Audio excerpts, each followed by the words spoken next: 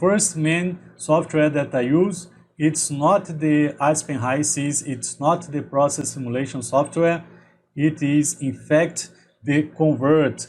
The Convert is a very small executable software where you can easily do the conversion of units. So if I want to verify the pressure in PSI to bar or to atmosphere or to kilograms per meter, I can easily do the conversion, and that is very helpful because I work in Brazil, and although we should use the international standards of units, in many cases what we have in the contracts or in the projects is for pressure bar G or centimeters square.